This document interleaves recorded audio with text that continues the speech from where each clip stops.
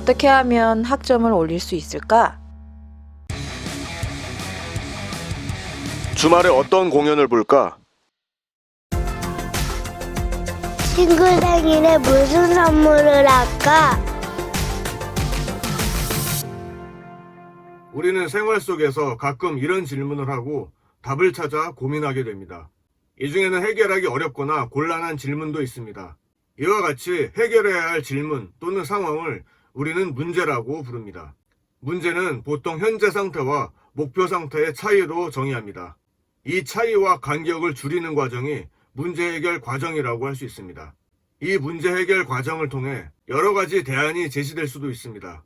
영화 매트릭스에서 빨간 약을 먹을지 파란 약을 먹을지와 같이 어떤 대안을 선택하느냐에 따라 결과가 달라지기 때문에 문제를 이해하고 분석하여 최적의 해결 방법을 선택하고 그에 따라 실행하는 과정이 필요합니다. 문제를 효율적으로, 효과적으로 해결하기 위해서는 먼저 주어진 문제를 정확하게 이해하고 분석하는 과정이 필요합니다. 문제를 정확하게 분석하지 않으면 해결 방법에 오류가 생겨 원하는 결과를 얻을 수 없습니다. 주어진 문제를 효과적으로 분석하기 위해서는 초기 상태와 목표 상태, 조건 등으로 구분하여 문제 요소를 명확히 이해하고 찾아내는 것이 중요합니다. 목표 상태에 도달하기 위해 문제 상황에서 제시된 데이터 또는 정보, 힌트, 조건 등을 이용하여 문제 해결에 필요한 정보들을 추출하여 구조화합니다. 그러나 우리가 일상적으로 쓰는 말, 즉 자연어로 표현된 문제에서는 문제를 정확하게 이해하고 필요한 입력을 찾아내기 어렵습니다.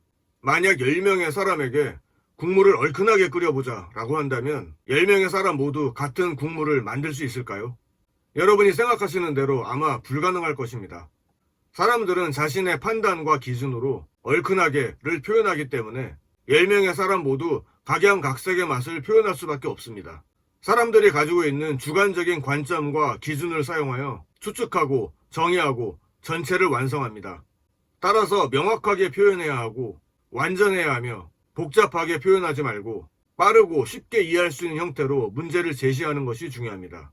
문제를 정확하게 이해하고 분석했다면 그 다음 단계는 문제를 구조화하여 구체적인 형태로 표현하는 작업이 필요합니다. 분석한 문제를 정확하게 표현하면 해결 방법을 효과적으로 찾을 수 있기 때문에 문제 해결에 걸리는 시간과 노력도 줄일 수 있습니다. 분석한 문제는 그 특성에 따라 말이나 글, 그림, 기호나 도형, 표 등을 이용하여 표현하면 좋습니다. 이 그림은 보시는 바와 같이 서울 지하철 노선표의 일부입니다. 이 그림은 사용자 경험 분석의 결과를 도식화한 고객 여정 맵입니다. 사람과 사람 사이의 관계를 연결하여 정보의 허브 역할을 하는 사람을 찾는 데 활용하는 소셜 네트워크 분석의 결과입니다. 이러한 형태로 복잡한 문제와 상황을 명확하게 표현할 수 있습니다. 이와 같이 이해하기 쉽게 표현하는 과정을 지난 영상에서 살펴본 컴퓨팅 사고에서는 추상화라고 합니다. 점심시간에 뭘 먹을까와 같이 일상적으로 반복되는 의사결정의 문제는 자신의 경험과 지식으로 결정할 수 있는 그다지 까다로운 상황은 아닙니다. 하지만 경우에 따라 주관적인 견해로 판단하기 힘든 경우는 여러 가지 상황 변수들과 조건을 분석하여 결정해야 합니다.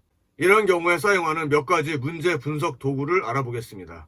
먼저 첫 번째로 결정 테이블입니다. 결정 테이블은 문제를 분석하는 경우에 생각할 수 있는 모든 조건과 각 조건에 대해서 취해야 할 행동을 열거한 표를 말합니다. 논리적인 조건이나 상황들이 복잡한 경우 참과 거짓으로 판단하여 혼란을 피할 뿐만 아니라 오류도 피할 수 있습니다. 이 사례와 같이 만약 입사 시험에 제출하는 서류를 보고 회사의 기준 조건에 만족하는지 여부를 알려줘야 하는 경우 이와 같은 표를 만들어 놓으면 정확한 정보를 제공할 수 있습니다. 두 번째로 객체관계 다이어그램입니다.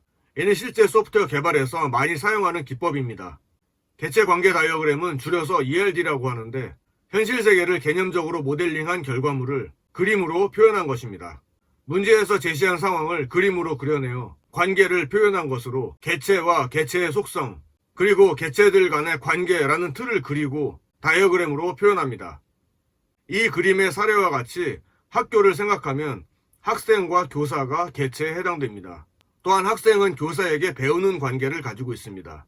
그리고 학생의 경우 학번, 이름, 연락처와 같은 실제 데이터를 가지고 있고 교사의 경우는 교본, 이름, 담당 과목과 같은 실제 데이터를 가지고 있습니다. 학생의 학번, 이름, 연락처, 교사의 교번, 이름, 과목이 각 개체를 설명하는 속성입니다. 세 번째로 데이터 흐름 다이어그램입니다. 자료 흐름도라고도 하고 영문으로 줄여서 DFD라고도 합니다. DFD는 원래 데이터가 소프트웨어 내 각 프로세스에 따라 흐르면서 변환되는 모습을 나타낸 그림입니다. DFD 역시 소프트웨어나 정보 시스템의 분석, 설계, 개발 과정에 많이 사용되는 기법입니다. 잘게 나눈 문제 간에 필요한 데이터가 무엇이고 이것을 통해 어떤 결과가 나오는지 파악하기 위해 사용하는 기법인 것입니다.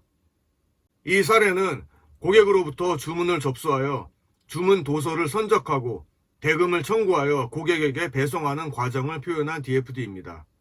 각 프로세스를 진행하기 위해서 어떤 데이터가 입력되고 출력되는지 알 수 있습니다. 이렇게 문제를 표현하고 분석한 결과는 제3자가 보더라도 이해하기 쉬워야 합니다. 좀 더 이해하기 쉽게 표현하는 방법을 몇 가지 더 알아보겠습니다.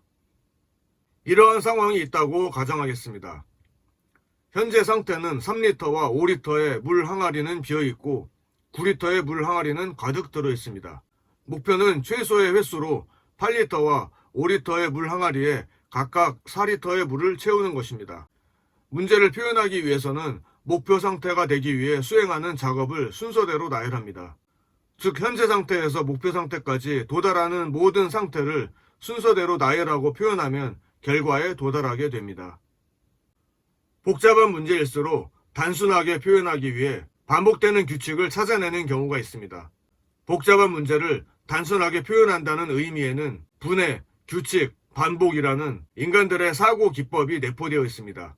다시 말해 복잡한 문제의 경우 문제를 해결 가능한 단위로 분해하고 반복되는 규칙을 찾아 표현하면 해결할 수 있게 됩니다. 이 그림과 같은 사례에서 계단 꼭대기에 있는 집까지 올라가 신문을 배달하고 아래까지 내려오는 문제는 다음과 같이 해결할 수 있습니다. 즉 계단 오르기, 신문 내려놓기, 회전하기, 내려오기라는 프로세스로 진행됨을 알 수 있습니다. 이 중에서 규칙적으로 반복되는 부분은 계단 오르기와 계단 내려오기라는 것을 알 수 있고 이 반복되는 부분을 추상적으로 표현하여 순차적으로 나열하면 왼쪽 회전, 앞으로 한 칸 이동, 오른쪽 회전, 앞으로 한 칸 이동 순으로 진행됨을 알 수 있습니다. 이 반복되는 부분을 굳이 길게 나열하지 않고 축소해서 표현하면 시스템의 효율성을 높일 수 있습니다. 이와 같이 주어진 문제 상황을 어떤 방법으로 표현하느냐에 따라 문제에 대한 이해 정도가 달라질 수 있습니다. 따라서 문제를 적절한 방법으로 표현하고 바르게 이해하려는 노력이 필요합니다. 영상으로 학습하시는 분들도 복잡하지 않은 상황이나 게임을 하나 가정하여 게임의 규칙이 무엇이고 반복되는 부분은 무엇이며 이 반복되는 규칙을 하나로 묶어 다시 규칙을 표현하는 방식으로 문제 해결 방법을 생각해 보시기 바랍니다. 이번 영상에서는 주어진 문제 상황을 분석하고 표현하는 것이 문제 해결 과정에서 매우 중요함을 강조했습니다. 그리고 문제를 분석하고 표현하는 방법에 대해서 간략히 살펴보았습니다. 다음 영상부터는 이러한 내용을 기반으로 문제 해결 방법을 컴퓨팅 사고의 중요 요소인 추상화와 알고리즘과 연관지어 알아보도록 하겠습니다.